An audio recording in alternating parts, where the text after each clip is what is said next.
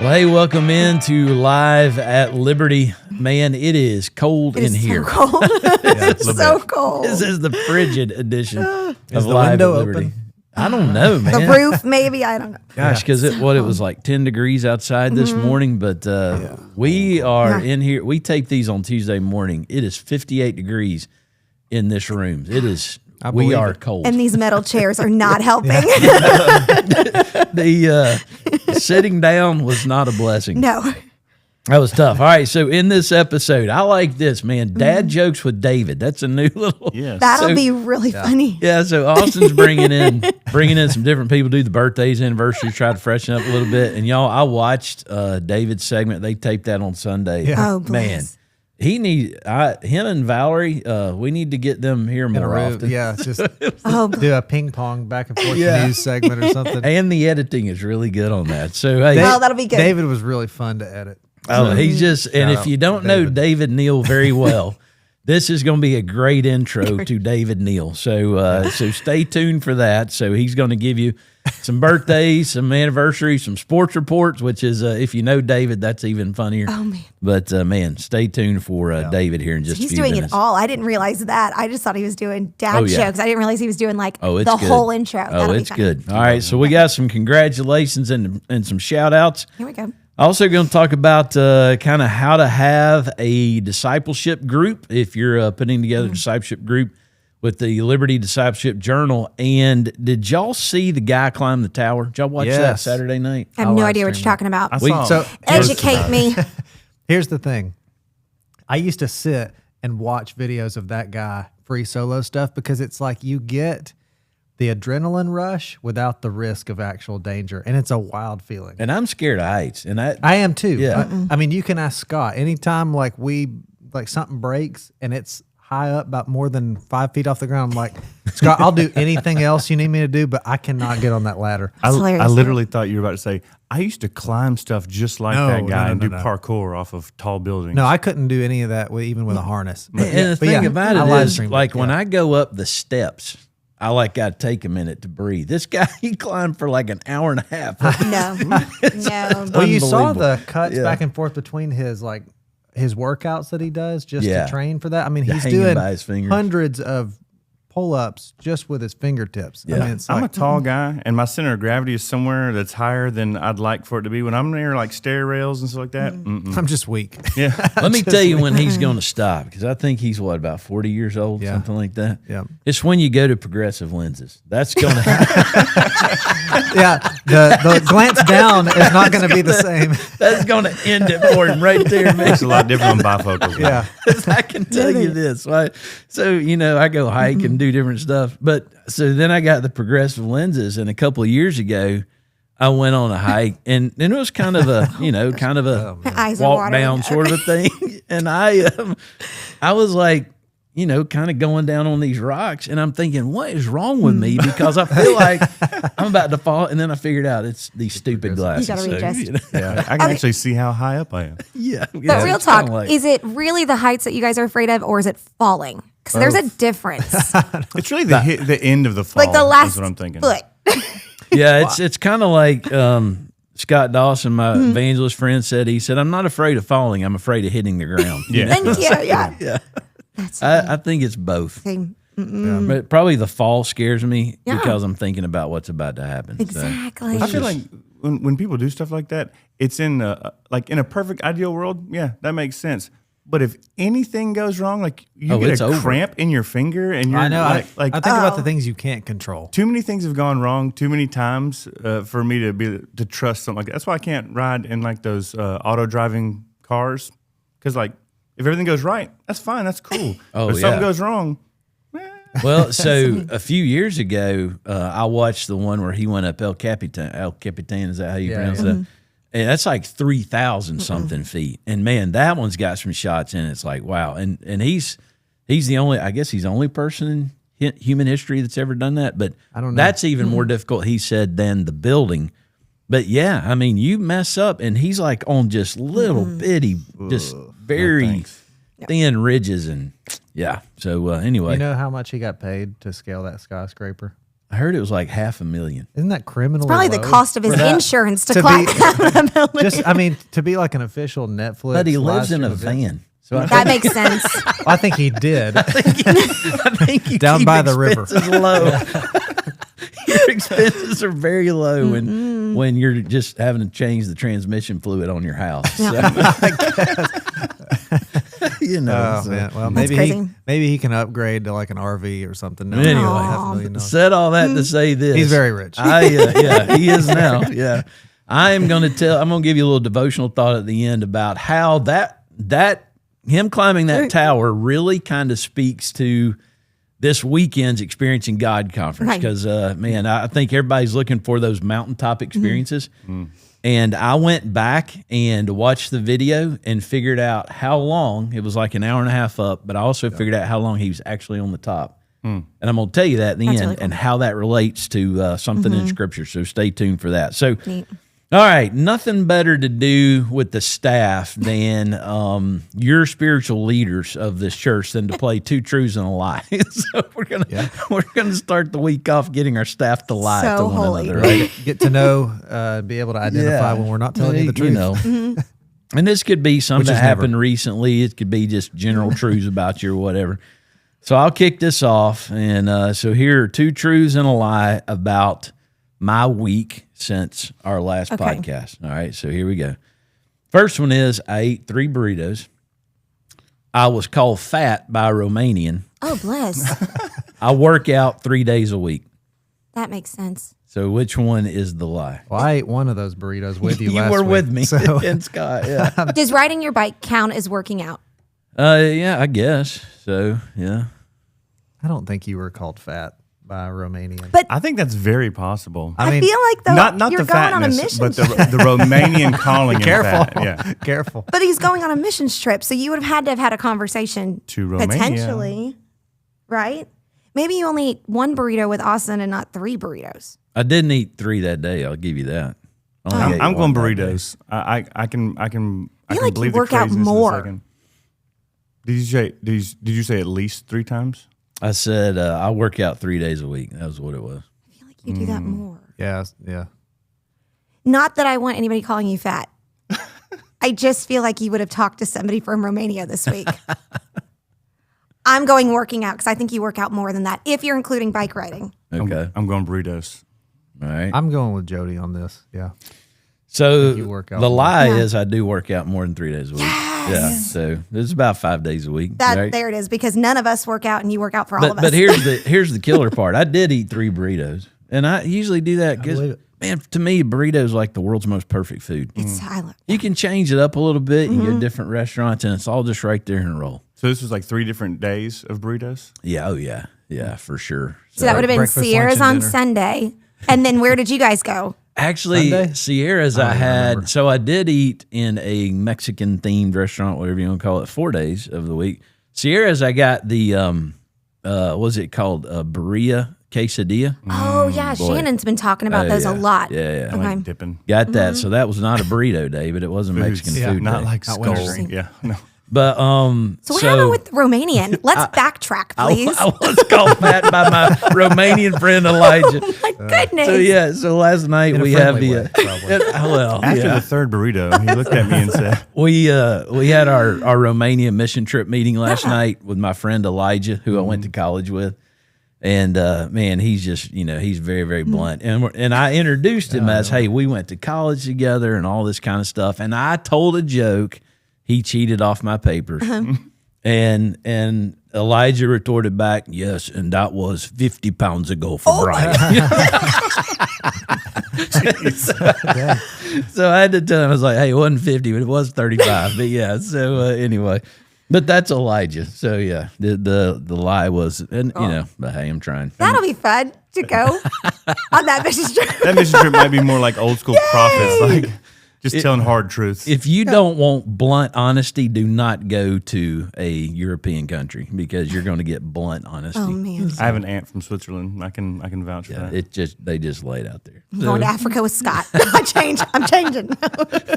Other continent, much nicer people. All right, Austin, what about you? Okay. Let me review for a second. Okay. So I've been to Iceland. Ooh. I met Ed Sheeran on the subway in New York Oh, that'd be cool. one That time. would be I awesome. want to go see him in concert. And let's see, what was my other one?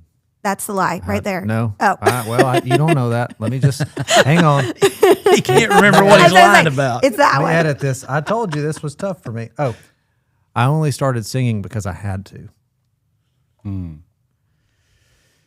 I feel like you've been to Iceland. I feel like I've heard about that. Maybe a cruise. You would never catch me on a cruise. Maybe you met Ed Sheeran like at a stoplight or a train. Maybe it was Bjork and not Ed Sheeran. Iceland, America's 51st state, right? Greenland. It's the land of ice. Apparently, we're going to get Greenland and Iceland. Let's go. Well, we already protect them militarily, so I think your lie is you met Ed Sheeran. that is correct. Oh, really? That's what I was going to Because he tells a story about meeting this other guy who was in this Christian band that I don't met know a few anything coffee about. shop, Audio Adrenaline coffee shop, right? It was Switchfoot. Oh, that's cool. Switchfoot, there you go. Yeah. But Ed Sheeran would be cool to meet. So I'm sorry that that's a lie in your life. That would be pretty awesome. I like him. Shannon and I have been to an Ed Sheeran concert. Real Val life. has. He's talented. Yeah. Oh, that'd be cool. Him and Adele are two secular people I'd like to see. And the amazing thing about that is, so it was in the, I can't remember what in the Benz, the stadium in Atlanta. And so every seat was full in the arena, and then the whole floor was full, and he was in the middle. And if you've ever seen him do a concert, it's just him. Yeah. There's no band. There's no. I didn't realize that. Yeah, it's just him. And so he like loops it. Is that what he's called? It's just looping the tracks, and he's building the song as he goes. That's And dude, incredible. it's 3 hours of mesmerizing, just amazing. It was incredible. That's really cool. So you know you're pretty good at what you do when you don't have to have all the flash and pomp and circumstance. You're like, hey guys, I'm about to play this song. My All tiny a acoustic bajillion guitar. thousands of you enjoy this.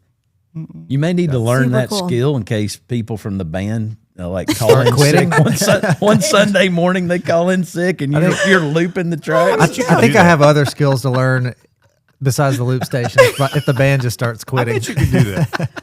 maybe on like an icy day or something. Yeah. I don't know. I actually noticed this Sunday when you were singing the blood or thank you for the blood, hitting them high notes, backing up from the There you microphone. go. I was like, okay. I didn't want to blow your eardrums, Hey, look, Appreciate it. I was impressed.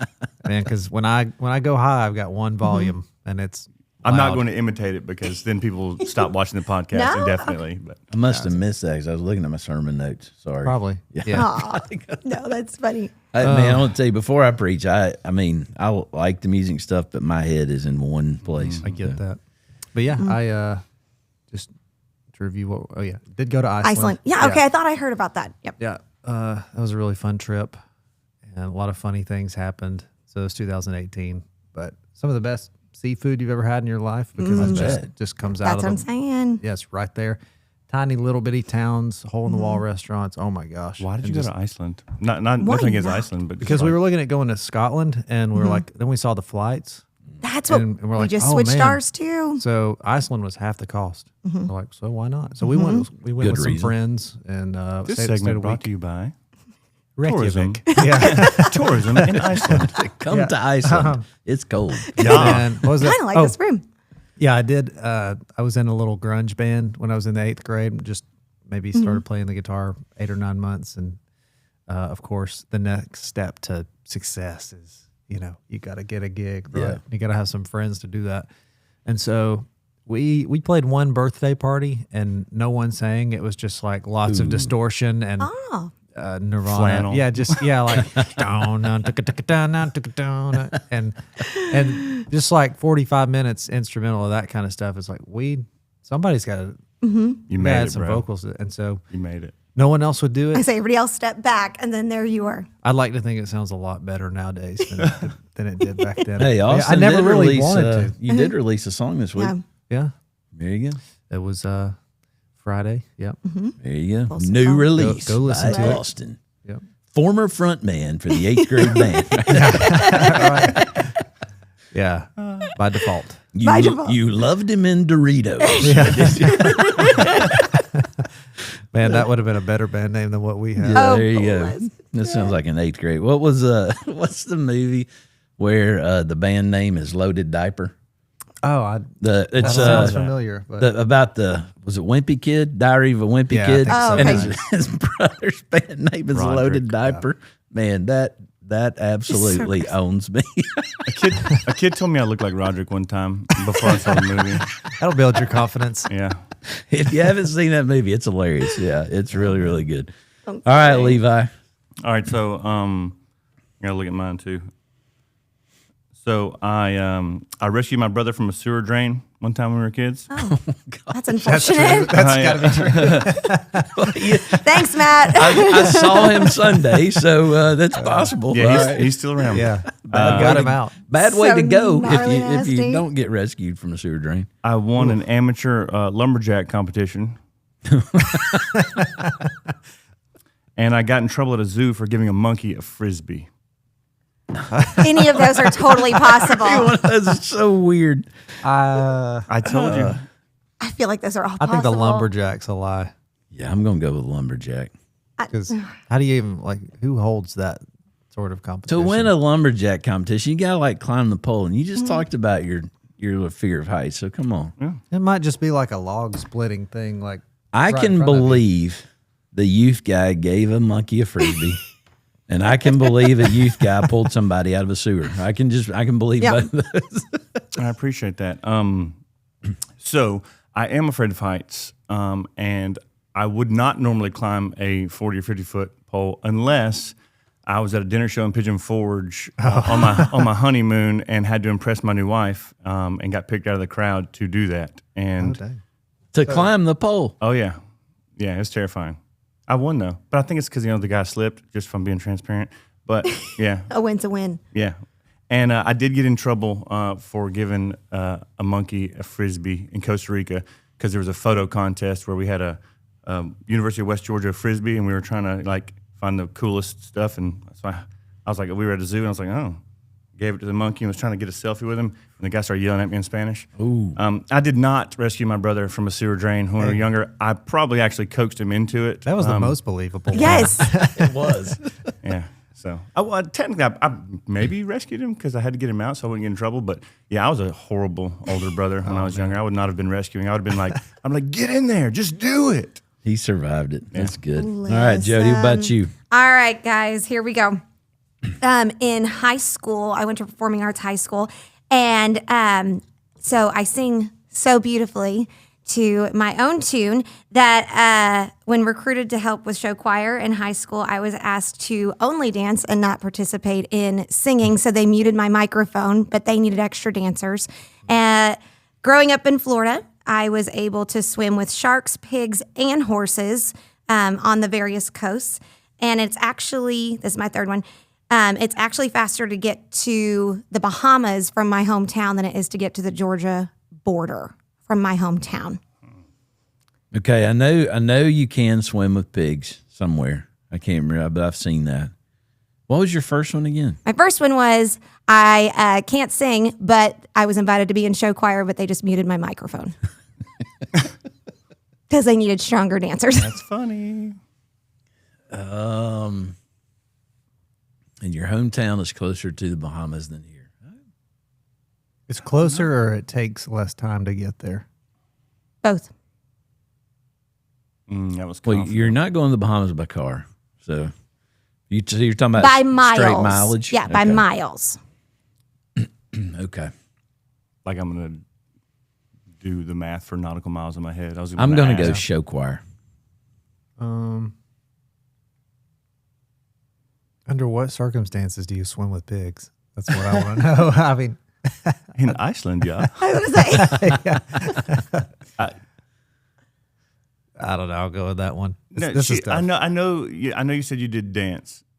I haven't heard you sing. I don't think you're a bad singer. That's what I'm gonna go Bahamas. Yeah. I'm gonna go Bahamas. You were very confident in when you said both. well, the truth is, they did mute my microphone for show choir. Oh, that was the truth. I was Yeah, sorry. that was the truth. That was the Thought I truth. caught you. I guess I couldn't sing to their standards. Whoops. And that's cool with me. I was a dance major. I did grow up in Florida where you could swim with sharks, pigs, and horses, but I refused to get into the water. So that is a lie. Oh, that's what got me. And then my hometown is actually 238 miles from the Bahamas, but it's 282 miles from the Georgia border. So it is closer. It takes 3 hours by boat to get to the Bahamas, and it takes 6 hours to get here. So yes, you can participate in swimming with all of those animals. I am not one of them who will do it. But I've seen the pig thing. the pigs are in Haven't done it. Bimini, and then you can get in the water with horses in Anna Maria. Like the horses are up to their necks in the ocean. It's Oh, a thank crazy you. town Sounds like something I wanna for do. real life. And then, of course, you can swim with sharks just by going in the water. I know Anywhere. y'all probably aren't gonna believe me when I say this. I would rather swim with a shark or a pig than a horse. Really? Horses hate me. Do you think? They How did you hate me. figure this out? Well, long story. Had a horse disaster on a prom thing on a carriage ride. No way. Had a horse try to bite me one time. He was walking down the street. I was driving in the Ringgold Homecoming Parade. All the cheerleaders were in the back of the truck. And there were 3 of us. I was driving, or 2 other people in the truck. And there's a horse coming this way, the guy on the rider. And I said, y'all watch this. I said, it will, if it sees me, Targeted it'll you. come after me. It stuck its head through the window. It really What did. did you do to a horse one And then when I was a kid, is this I equestrian had one like we were hate? on this church thing and had one take off. I mean, I've had horrible experiences with horses. I don't know if I stink, if they can tell but I'm terrified of horses. Oh my goodness. Yeah, they don't like me, and I don't really care for them. So, I'm just allergic to everything that has hair other than people. So I mean, you're allergic to horses? I didn't know you could be. oh yeah. So last time I went to a rodeo, I think I was with my girlfriend in high school or something, and it was the Yates rodeo out in Ringgold. Stayed in the porta potty the whole time. Don't know what bless. happened. That's also gross. Like I'd rather sneeze with the 180 horses, sneezes. I bro. was gonna say, for I real life. sneezed inside the porta potty the whole rodeo, and she ended up hanging out with my sister You didn't I was want to gonna say, you sneeze guys aren't still outside? together? What? Oh, wow. because it was like the only confined relief. I mean, if that tells you how bad that I would rather be in A there. rodeo And leaving porta wasn't potty? an option, like just going home? I might rather swim with sharks look, than be in the rodeo porta potty. I'm smarter Wow, now than I yeah. was then, but yeah, looking back, I probably grabbed some toilet paper out there and then just go to the car. But You just shove it in your nose. I feel like, hey, you want to go to McDonald's or something instead of the Make a rodeo? Like, nosebleed. I get just out want of to go there. home. But, Absolutely yeah, disturbing. I can't have No. pets. I can't. I mean, we have a bunny outside, but I can't ride a horse. You can I've get a hairless, tried hairless before. cat and a golden doodle, maybe. Oh, my We've goodness. tried hypoallergenic dogs, man. It just doesn't. So many things I've learned about all of you today. Pretty grateful. Well, boy, yeah. So, man, this is a really interesting segment. Yeah. There's a lot of interesting truths come out with a lie, right? So, anyway, we're gonna kick it over to David. You're gonna love this, and interestingly, he is going to give congratulations to a guy and his horse. Oh, So, yeah. well, I like it when things stay end with away a from nice bow. Yeah, so it all ties together. There is about to be a horse congratulations coming up. Cool. In this next segment. So here we go, live at Liberty, and let's kick it over to David Neal. Welcome to Liberty News. My name is David Neal. This week we have baptisms, Tylee Richardson and Adriana Temple. Congrats to Bailey and Tanner Phipps on their recent wedding. Bailey is the daughter of Scott and Heather Brock, and also congrats to Tanner on his four-peat as the world champion bareback rider for the International Pro Rodeo Association. Wow. And from the world of wrestling, we have congrats to Carson Lowry on winning the middle school division in the Titan Throwdown Wrestling Tournament in Gadsden, Alabama. Also, congrats to Seth Broom, who is the wrestling coach at Coahulla Creek High School. Coahulla Creek won the region duels championship and also placed 5th in state. Birthdays this week: Anna Lee Williams, January 28th, Janie Franklin, January 29th, Delilah Heiner, January 30th, Jordan Ray, January 31st, Olivia West, February 1st, and Landry Head, February 1st. Anniversaries this week? None. Liberty Sports Update. Bowling. This week, Liberty Liberty won. Is that the bowling team's name? Liberty won. I learned something new. Faced off against Lifegate. It did not go as planned. We took a beating like a snare drum at a Pentecostal tent revival. Swept us 0-4. Mike Sparks led the scoring with 194. That's a respectable score. Liberty 2 went 3-1 against Valley Baptist. Father Abraham led the way with the high series for Liberty 2. 3 weeks left in the third quarter, and Liberty 1 and 2 have matching records of 8-9 and sit 3 games out of first place, tied for third. It goes without saying that we've got them right where we want them. Liberty 1 is looking for its third straight third quarter championship and a spot in the championship roll-off. For your upcoming boat points, the Mike Blackaby Conference, you'll want to sign in each night of the Mike Blackaby Conference and receive a point for each member of your life group that attends that night. Sign-in sheets will be on the welcome desk. Conference dates and times are Friday. Yes, you can use that. Conference dates and times are Friday, January 30th, 6:30 to 9 p.m., Saturday, January 31st, for the 11 a.m. Q&A brunch, which is a paid registration, and 5 to 7:30 p.m., Sunday, February 1st, 10:30 a.m. worship service. And now here's a new segment, Dad Jokes with David. Some of you may know I have written a book called The Illustrated Book of Dad Jokes. Here are a couple of examples that I think are relevant to our recent weather. Did you hear about Humpty Dumpty's disappointing winter? A real shame after having such a great fall. And I don't know about all winter sports, but skiing sure is going downhill.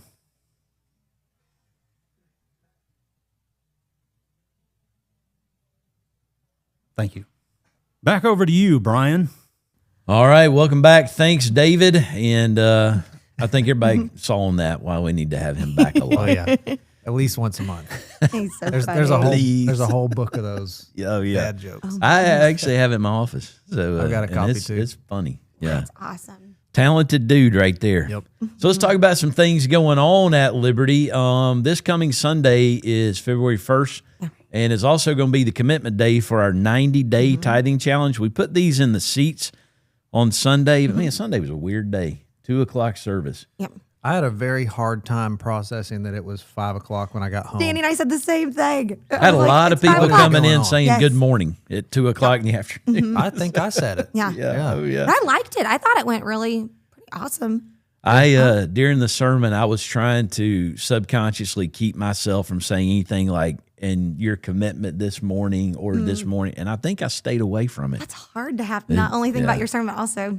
We made it, though. But, hey, these cards will be in the seat again this Sunday. And here's what the challenge is, just basically what we're challenging you to do is 3 things. 1, get a budget and find 10% you can cut. If you can cut 10%, you can probably find another 10% or another 10% that you can cut. So, man, tithing helps people financially just by knowing where your money's going. You're just keeping better track. So cut 10%, give 10%, and then watch what God does. That's it. 90 days from February 1st until May the 3rd. And so the commitment will be here on Sunday. You just fill it out. You put it on the altar, and it says, I already tithe and will continue faithfully, or I'm beginning to tithe for the first time. I'm returning to consistent tithing, or I would like prayer and encouragement. So look for those on Sunday. And to piggyback on that, kids get their banks this That's Wednesday. right. And so we have our own Change for Change challenge with the kids. And so this is a family thing. It's not just the adults stepping in. It's really having the kids Love and your that. whole family's coming together. So as parents, as you step into your tithing challenge, the kids are doing the same thing. So definitely be looking out for banks going home this week and Sunday. So man, when I was a kid growing up, my parent, I got old enough to do it. Dad had me mow the grass, and they were kind of teaching responsibility and also how to manage money. So like if I wanted something, they made me work to buy it. They never just bought it, right? And back then it'd be like Atari games or something like that. absolutely. But those could be like $30. So that meant I had to mow the grass at least 3 times. So I'd mow the grass. If I cut the grass, they'd give me $10, which is pretty good in the 80s. Absolutely. I was going to say. But even then, my mom and dad taught me, hey, we gave you $10. $1 is your tithe. So, man, even as a little kid. So I love And we've got on there last thing, just like, I think it's so easy for us just to give our kids like at VBS, like here's $1, go throw it in. And that's great. But what we're trying to teach them is what does it feel like to be obedient and when it's actually yours That's and good. not just you're getting handed, because that's so easy just to drop in. But when you earn it, that changes the game. And so be looking for that, parents. And I'm excited to be partnering with Big Church and That's the good. Talk to That's be able good. to teach. Man, putting that online, I wonder if now the IRS is going to go back for some back taxes on me cutting grass when I was a kid. $10, that's a lot for the. Add it up. Let's go. All right. So we also have the discipleship journals. We have a few left out there. We have this smaller size and then a bigger size, depending on what you want to do. You've heard a lot of people, good reports out of this. This will just teach you basically how to get in the Bible every day and to hear from God. I'm going to give you kind of some tips on how to form a group that centers on this here in just a little bit. So stay tuned for that. This weekend is a big one for us. It's the Mike Blackaby conference. Man, if you didn't see the interview, Austin went back in last week's podcast, cut the interview out. We posted it on our Facebook page yesterday. So go and watch that. It's just great stuff. Friday night and Saturday night are free to attend. $3 for kids because of the child care. And then we have a great opportunity on Saturday with the brunch. So it's $15.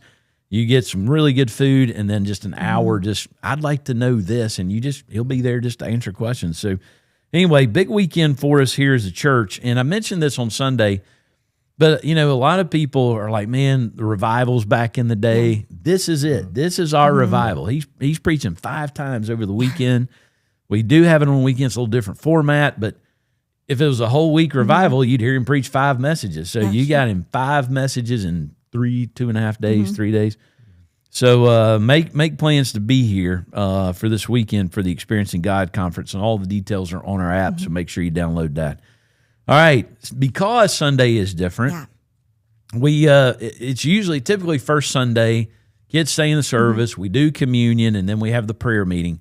But we're going to treat Sunday just like any other Sunday because Mike is here, and I want people to be all in on the weekend. So that means no fellowship meal, no prayer meeting, but it also affects the kids on Sunday morning. Yeah, the Doc Kids on February 1st, we are going to treat it like a regular worship time. And so they'll come into Big Church and they'll get dismissed from worship. We have an entire team who have volunteered who are going to attend the weekend, but then on Sunday morning come down with us. That's good. So it's people who have never served in kids ministries. I'm really excited about that. But we are going to continue with our series downstairs as if it was just, we're going to keep moving right along. So I get the Doc Kids and I'm very excited this Sunday, but treat it as normal. So they will come to Big Church for worship and then they'll get dismissed. Man, and thanks to everybody who stepped up on that. Super excited. But hey, Mike's messages will also be on our app. And we are going to stream all of those Friday night, Saturday night, and Sunday morning. So you'll be able to see them there. So if you are working in the dock, and that's what we were talking about. Yep. Good deal. That's good. Last Sunday, obviously the weather changed, having the 2:00 service. All of our communication went either through our Facebook page or on the app. I think everybody kind of got it. Yeah. We were getting texts and everybody was just keeping right up. That was awesome. Yeah. Push notifications. So make sure you download the Liberty Baptist Chatsworth app. Stay tuned on those things. We do have a ladies event that is coming up. Let's see. Like February 21st, I think. Yeah, I don't see a date. So y'all just have it whenever you want to. Feel very confident that it's February 21st. Okay. I know it is later in February, but it is it's a where each lady kind of buys a table kind of a thing. Yeah, I guess. Well, we learned a new word, tablescaping. Tablescape. Didn't know what that was. We had to Google it. Sorry, ladies. But it sounds really cool where the different leaders are going to decorate. Is that a word? I don't know how they want to describe it, but they're going to decorate their own table or theme it out. And then they're going to fill their table and just be able to learn and and just get into the word together. But I think what's going to be really cool is seeing all the different personalities come out at the different tables. Like I'm with Stephanie Kelly. Who knows what's going to happen? I don't, but I'm going to be there to see Lots it. of color. Apparently, this is called a Galentine event. Oh, cute. Okay. Yeah. So there you go. Clever. That'll be a good one. Gals, Valentine's. That's it. 2 words in Look one. at you putting There's that together. our new word of the day, Galentine. You're welcome. It's like table escape. I chime in when I can. Last week we learned tablescape. This week we learned Galentine. Oh my goodness. All right. That's an so episode of The Office, right? I don't watch The Office. I'm sorry. Galentine? It's It's like a I haven't thing seen that one. though. It Yeah. sounds like it should Yeah. Parks and Rec or something. I don't know. It exists somewhere in my Okay. brain. Well, it exists here at Liberty on February 21st. be. We're having it. There you go. All right. We also have a Romania mission team getting together. And apparently our host thinks I'm fat. I'm sorry. But if you missed the first part of the podcast, go back and watch that. So Just doesn't get old. Okay. Anyway, we did meet with Elijah last night. We have about 12 people who are going to be on that gonna be so that cool. trip. We are going to take our VBS, which is Phobia Island. We're going to do it in a church in Arad, and then we're going to go in a village in the afternoon. And so we'll be doing it twice a day over there. So really exciting, more of a backyard Bible club kind of a format. Does this But, mean that you're going to be wearing like the Hawaiian shirt and the jorts that we're going to cut for Corbin and I guess Bryson? we'll have to do whatever we got to do. Please get pictures. Corbin will be on the trip. So, You are. yeah. This makes my heart so happy. It's going to be so good. Yeah. So if you want to be on that trip, now's time to jump in because Awesome. we're about to start raising the money, doing the logistics to get there. That is going to be July the 10th through the 18th. Okay. So it's basically from a Friday until the following Saturday. So it's going to be somewhere between $2,300 and $2,700 per person. Our spring car show is going to help offset that cost. So pray for no rain this Oh, year. yeah, for sure. Got rained out 3 times this past year. So anyway, there you go on that. And then we've got save the date for not only our Connect students, our Disciple Now weekend is March the 13th through the 15th. The Flamingo fundraiser is going to be April and May. And then the Connect VBS and our obviously our Phobia Island VBS is going to be June the 7th through June the 11th. So tell us a little bit. You said a little bit about last week, but I love it. I was telling Elijah that the theme Phobia Island about fear. He's like, man, that'd be really good for the kids over here. So It's going to be, so we've been praying over our theme verse. And, you know, I was talking to Miss Shannon, and it's easy to just connect into Joshua 1:9, but then as our church has been going through the Psalms and you've been praying through the Psalms, I was in Psalm 34 and it was talking about the Lord just releasing your fears to him. And so Phobia Island, if you like Survivor or Fear Factor or Gilligan's Island, it's going to kind of be a combination of everything. We meet these 3 stranded islanders, and we are going to be learning about fear and overcoming it and what it looks like to be brave, but knowing that God is really the one who gives us that resource. And a little thing that's going to be different with offering this year is instead of collecting money, we are actually collecting what we're calling cargo boxes. So we are filling kind of like what we did for Thanksgiving. The kids will be going home with supplies to collect, and those cargo boxes are going to get handed out to the schools on our mission trips. And so we're really excited that it's going to shake it up a little bit this year. But Phobia Island is all about conquering fear, and we're going to do it through the story of Joseph and Moses. And so man, think about this, the implication of this. You got a lot of kids here deal with anxiety and fear and that Yes. kind of thing. Yeah. I think it's such a relevant topic. And when we take this to Romania, they share a couple of 100 miles of a border with Ukraine. So, I mean, there are Ukrainian refugees that will be there. You got, I mean, we'll be not far from where war is going on. Elijah and their team had a shelter where they had some food blown up by one of the missiles. So, man, to take some content like that, I and think you've got it's so Joseph, timely. who was a refugee in Egypt. He was taken from his homeland. You've got Moses taken. And so they can really relate to the people and the kids. And it's going to be, I'm really excited. Good summer I'm really excited. shaping up right here. And It's gonna be guess who's good. in charge of our spider? It's already written in the script. Not me. Oh, yes, it is, brother. A real one. No, Okay. just a really large remote control one. Okay, I can deal with I'd that. like to keep my job, but it's going to be really fun. So Yeah, you may. I don't know if you could take that in your luggage. I'm sure between now and VBS, we will have a spider incident. If you can get Shannon to film me having to kill a spider in the house, That would be a it would be beautiful worth it. welcome to VBS. There's a lot of noise and No Very mice in the dramatic. sound booth, Yep. please. Hey, but last thing on that, in February, if you go to the kids check-in, the dock area, we are actually going to have on one of our big boards, it's called Be a Lifesaver for VBS, where we're going to be hanging up different lifesaver buoys that you can come and like get in on helping VBS with. If you have any old beach towels that you're not using anymore that you were going to donate, we need about 30 of them for different games and different things. The paper that you put inside the Amazon boxes, we need to make palm trees. So just random things that you might have, we're going to have hung up that we need that would really help us, and especially things that you would just get rid of anyway.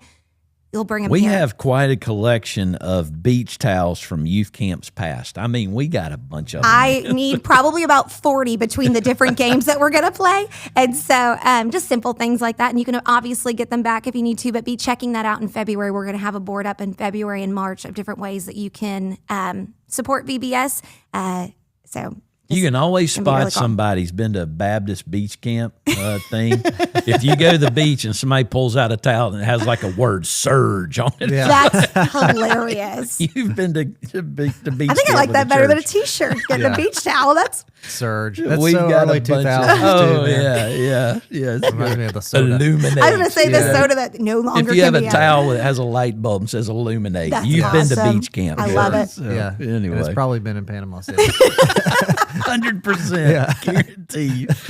Oh man! All right, so we also have our listening assistance system that some people are using. This makes it really easy. Tell people how they can use that on Sunday morning. Yeah, so it's really easy. You can either download the app that I think we've been putting out information about called Listen Wi-Fi, and it's just in any app store for Apple or whatever smartphone you've got. It's really simple. You download it, you get on the Wi-Fi, and it just syncs right up, and it's really quick. There's no delay. The only thing you need to do is bring your own headphones that connect to your phone, because we don't just have a whole lot of those laying around. And you don't want to reuse Yeah, that. yeah. You don't want to share those. Kind of like on an airplane, I need them in a bag. Yeah. But or if you don't have a smartphone or something like that, or you just prefer to use, we have 3 little transmitter packs where you can just plug in some headphones that are you go. yours and just turn it on, and it's already connected. cool. So it's actually one less step to do that. And But we've yeah. gotten good reviews from that. So good things going on at Liberty. We're going to transition now. Got one more segment for you. How to take the Liberty Journal and use it in a discipleship group. And I'm going to tell you why the Holman guy climbing the tower and standing on the top relates to our weekend coming for Experiencing God weekend. So stay tuned live at Liberty. All right. Hey, welcome back. I want to do 2 things kind of to end the podcast today. One is I want to talk about how do you use the Liberty Discipleship Journal, not just in your own personal time, which we've talked about that previously, but how do you form a group where you meet together and challenge one another and really see some change as God begins to work in your life. Then I want to kind of give you a devotional thought about this guy who climbed the tower and how it relates kind of to our Experiencing God weekend. But I also will give you this. So I always wonder how many people make it this far in the podcast. So if you have made it to this point and you are watching this final segment, first person to contact me and says, hey, I saw your challenge in the podcast and I was watching that final segment, I'll give you one of my books. How's that? So we'll see who's still tuned in at this point. So a couple of things about how to form a group. Now, there's a lot of reasons why a person, you might have gotten this the discipleship journal at the beginning of the year. A lot of reasons why you may say, hey, I want to get in a group. And it really comes down to this. You want to change. There's something in your life that you're not satisfied with, and you want God to work in that. Now, as pragmatists, as Americans, we want a practical how-to step on how to do everything. And so your expectation is, hey, give me 5 scriptures or give me 10 ways to improve, whether it's the marriage part of my life, the money part of my life, or the general growth that I'm looking for in my life. And that's the way we kind of want everything. Man, just cut to the chase, get to the point, give me the how-to. I'm going to do that and see that happen. But here's my question to you. How many times have you signed up for a study, you've worked through the book, you did all the steps, and you saw some change for a little while, but then you went right back to the way you were? I think we've all experienced that. And so I want to caution you on not approaching this, to not approach this as just give me the how-to, because what this is really all about is daily being in the Word.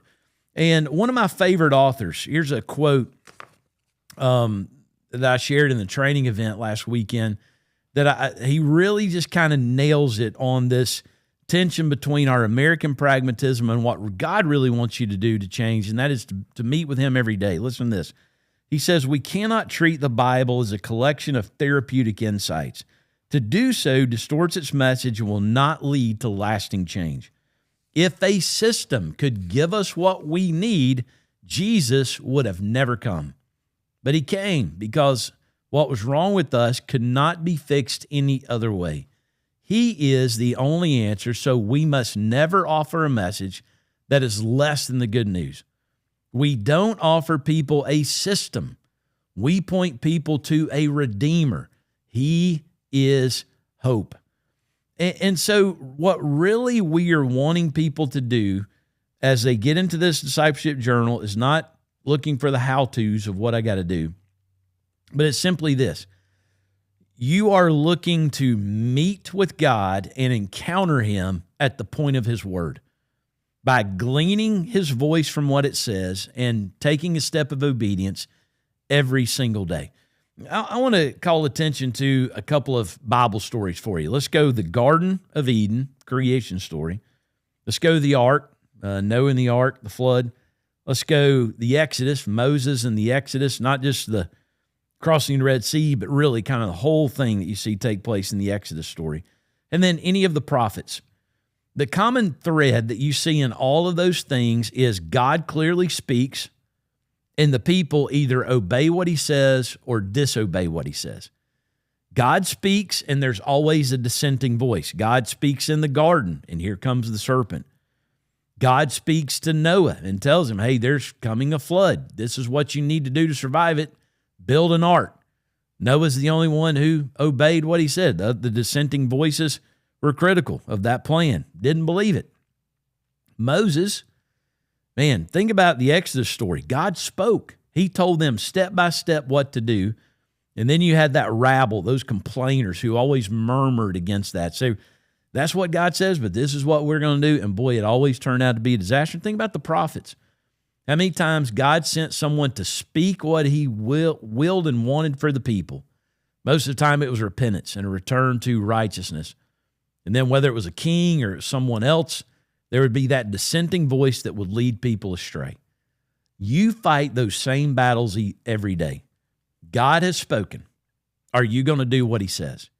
And really what the discipleship journal is about is clarifying every day what God has said, taking that step of obedience. And that's really what the meeting is about, of getting together with some people, learning you're not the only one who struggles with things that you struggle with, building some relationships with those people, but getting together in that group and encouraging the discipline to meet with God, hear his voice, and do what he says. So the meeting format is this. Hey, put your group together. Now, if you need some help putting a group together, I got a text from Rusty Garrison this morning saying, hey, if anybody's looking for a group, we could use another couple. They're doing a couples group. Would love to plug you into that. So if you need some help with that, we can do that. But really, the best way is organically for you to do it. Now, your group may meet once a week, may meet every other week, may meet once a month. You need to be meeting at least once a month. And whenever you designate when to meet, y'all need to keep that meeting. You can't just go into this saying we'll meet when we can all get together. Never going to happen. And listen, these groups can be you and one other person. It can be you and two other people. It can be a couple and a couple of other couples, right? We don't want the groups to be very large. You're going to have a hard time getting everybody there at the same time. And really, it just kind of erodes down what you could do during the meeting. So put your groups together, determine when you're going to meet. We had our training event last weekend, and as people were putting the groups together, a really neat idea came from it. We have and by the way, let me say this. We don't want you meeting the same Sunday as our prayer meeting. If you're going to meet on Sunday nights, don't do it during our prayer meeting time. That needs to be a priority for the church.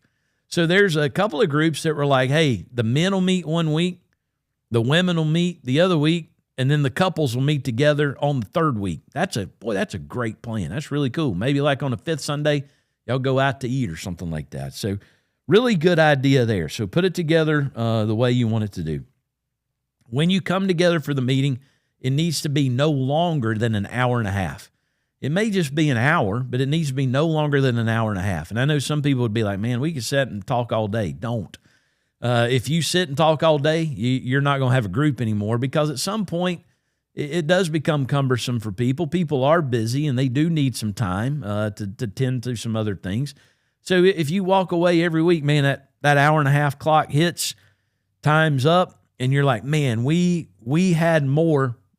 Leave people wanting more and bring it back next week. So an hour and a half is the longest you need to meet together, and you need to honor people's time. Start on time, end on time. Everybody comes to the table with 3 to 5 quiet times that you've done in the journal during the week.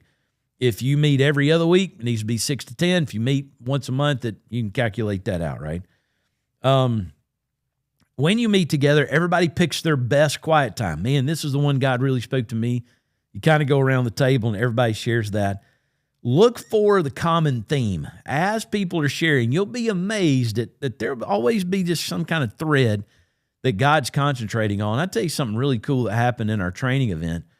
We got to the end of the training event. It was like, okay, hey, let's demonstrate this. And we're there talking about how to have these meetings. And so I said, hey, somebody kick out one of the passages in the reading plan, and let's just go through it like we were doing a meeting. And somebody, Russell Vick, yelled out Psalm 24.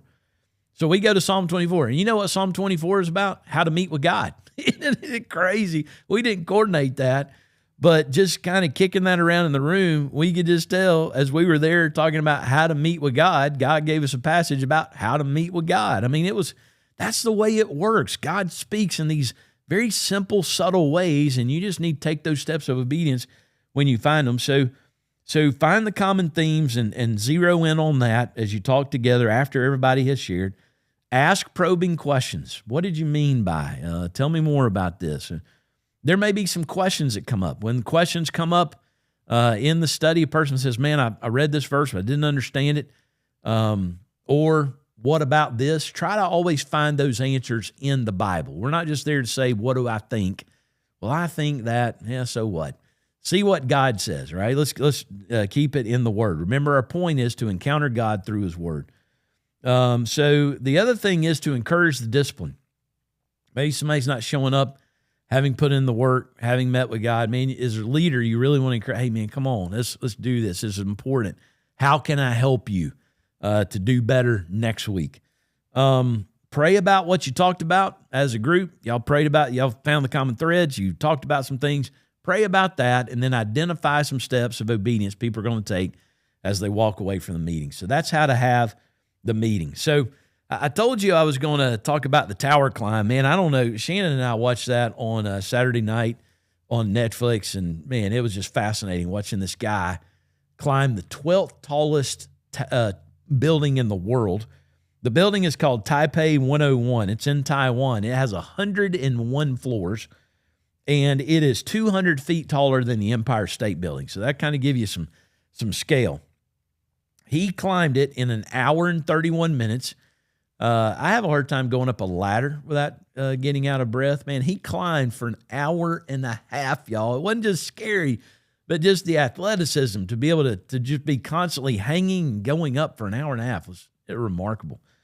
But here's the thing. I got real curious about it because he gets up to the top, and they filmed it live. It was on a 10-second delay, I guess, in case he fell, right? But he's got no ropes. There's no harnesses. There's no net. There's no safety equipment, anything like that. But he gets up to the top, and he stands on the top. And I got to thinking about that later. I was like, how long was he up there? It took him an hour and a half to get there. How long was he up there? So I went back on Netflix and I rewound it. And based on the time signatures that are on Netflix, he was only on top of that building, standing there, kind of glorying in the accomplishment. And man, well deserved for that. But he was only there 4 minutes. 4 minutes. He climbed an hour and a half for 4 minutes of picture, selfies. He took a selfie, video, all this kind of stuff. 4 minutes. And then he came back down. And I think that is a good metaphor for maybe how we maybe misgauge our Christian experience. If you go back on the Mike Blackaby interview, I think he talked about this on the part that we posted. If we didn't, he talked to me about it after. But a big part of this idea of experiencing God in everyday life is that we're always looking for those mountaintop experiences. We want to get our life right with God, and we want to do the things that God is calling us to do so that we can get those wow kind of moments. But even through the Bible, in what I would call mountaintop experiences, those mountaintop experiences were very short compared to the time and the effort it took the people to get there. You see this in Matthew chapter 17, ultimate mountaintop experience, right? The transfiguration. It says it begins, now listen, this transfiguration, it begins after 6 days. Jesus took him, Peter, James, and John. So that's telling you the 6 days before, the things that they experienced, the teachings that he had, they factor into what they are about to experience. So he takes them up there about after 6 days. Jesus is transfigured. There's an amazing thing. And then Peter says, Lord, it is good that we are here. If you wish, I will make 3 tents here. One for you, one for Moses, one for Elijah. Because Moses and Elijah appear as well. Man, you talk about amazing.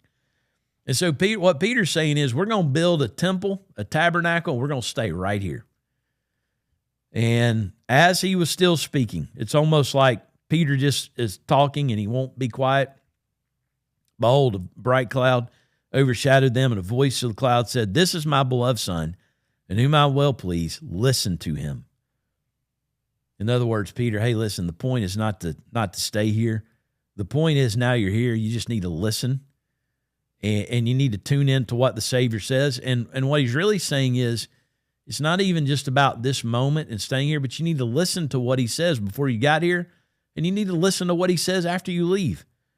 And then, they finished the vision there. Moses and Elijah are gone. Jesus is the only one left. And then verse 9, as they were coming down the mountain. I love that story because it starts 6 days later, and then it ends as they were coming down the mountain. And Jesus teaches them as they're coming down the mountain. And Mike pointed this out, that all the way through the Scripture, really some of the most meaningful things God does, some of the most meaningful teaching that Jesus offers is not in those pinnacle moments of the miracle, but it's in the journey there. It's in the boat ride. It's in the walk. It's in the progression to the place where God is going to do his incredible things. So, man, I want to tell you that this weekend is really going to help you with the idea. Maybe you're trying to climb the tower and stay on top of the tower. Hey, man, this guy climbed the tower and was there 4 minutes. And that's kind of the way God works is, man, he'll bring you through some experiences. He'll bring you through a journey. And really it's the things that he's showing you along the way that are the most important points and the most important parts.